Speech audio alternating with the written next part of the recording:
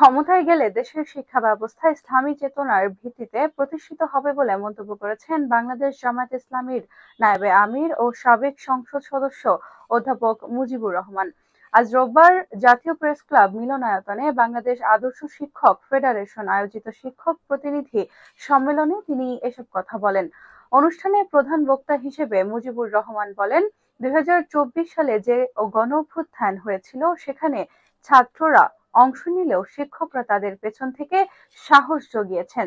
তাই বলতে চাই, শিক্ষা যদি জাতির মেরুদণ্ড হয় তাহলে শিক্ষকদের অবস্থা আমাদের দেশে এমন কেন? বিগত সরকার শিক্ষা ব্যবস্থাকে ধ্বংস করে দিয়েছিল। এদেশের শিক্ষা ব্যবস্থা বহু চেতনার মধ্য দিয়ে গিয়েছে বিগত সময়ে। তবে আমাদের কথা, এদেশের শিক্ষা ব্যবস্থা হবে ইসলামী চেতনার ভিত্তিতে।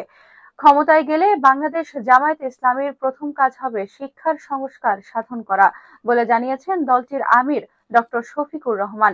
সমাজের চাকা সৎ পথে চলছে না, এমন মন্তব্য করে তিনি বলেছেন, শিক্ষকদের অনুরোধ করব, আপনি মানুষ করার কারিগর, তাই এটাকে সৎভাবে পালন করেন, তাহলে সমাজের ঢাকা সৎ পথে চলবে। জামায়াতে ইসলামীর আমির বলেন, আজকের শিক্ষকদের যে আন্দোলন, সেখানে যত দাবি আসছে, সেখানে আমি বলবো এত দাবির প্রয়োজন হবে না। যদি আপনারা এখানে দুইটি বিষয়কে আনেন তাহলে সব দাবি এই দুই বিষয়ের মধ্যে এসে যাবে। দুটোই ন্যায্য। একটা হচ্ছে জাতীয়করণ করতে হবে, আরেকটা হচ্ছে যেগুলো এমপিওভুক্ত হয়নি সেগুলো এমপিওভুক্ত করতে হবে। এই দুটি দাবি পূরণ হলে বাকি সব দাবি এমনিতেই পূরণ হয়ে যাবে। ডক্টর শফিকুর রহমান বলেন যে শিক্ষা নৈতিক শিক্ষা, আমরা সেটিকে সমর্থন করব। ৯১% মুসলমানের দেশে শিক্ষা হতে হবে ইসলামী চেতনার শিক্ষা। এটি ছাড়া সমাজ ভালোভাবে চলবে না, যেটি প্রমাণিত। সমাজে নৈতিক শিক্ষা নেই বলেই আজকে মাগুরায় নিজ আত্মীয়ের কাছে শিশুর এমন অবস্থা হয়েছে। এই আত্মীয় বিশ্বাসঘাতকতা করেছে।